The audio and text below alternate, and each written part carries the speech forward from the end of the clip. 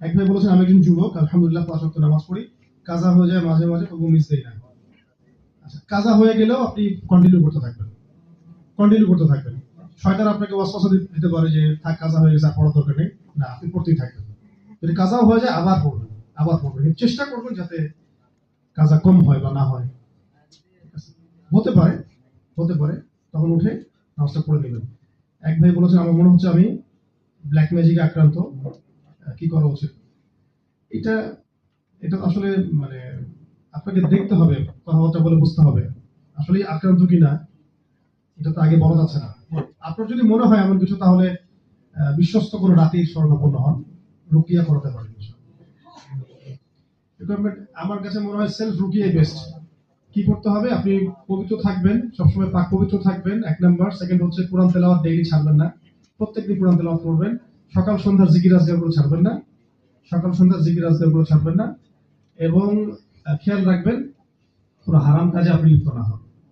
এই কয়েকটা কাজ করতে থাকেন। আর খাস করে যদি খুব বেশি খারাপ লাগে, মনে হয় যে আমি খুব বেশি ইনফেক্টেড হয়ে গেছি, তাহলে রুকিয়ার একটা গোসল আছে, সেই গোসলটা করে সুস্থ হয়ে যাবেন ইনশাআল্লাহ। ঠিক আছে? কোরআনের বাছাই করা কিছু আয়াত আছে, হাদিসের কিছু দোয়া আছে, এগুলো পড়ে পানিতে দম করে ফু দিয়ে সেই পানি দিয়ে গোসল করে ফেলবেন, এবং সেখানে 7টা বড়ই পাতা পিষে দিয়ে দিবেন ইনশাআল্লাহ। তো এগুলো অনেক সময় হয় কি যে মনস্তাত্ত্বিক সমস্যার কারণে হতে পারে, হয়তো এমন কিছু হয় নাই কিন্তু আপনার মনে হচ্ছে এমন কিছু হয়েছে।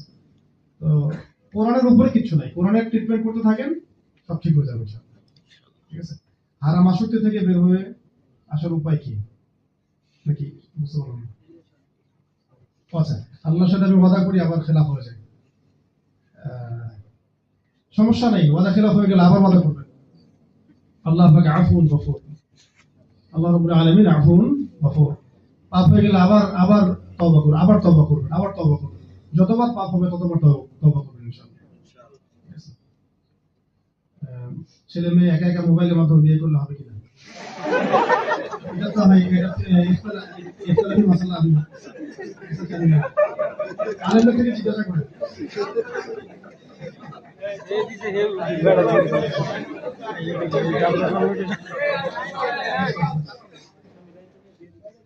এটা যাকাতের প্রশ্ন, এটা লিখিত আগে দিতে হবে, এটা কত বিষয় আছে।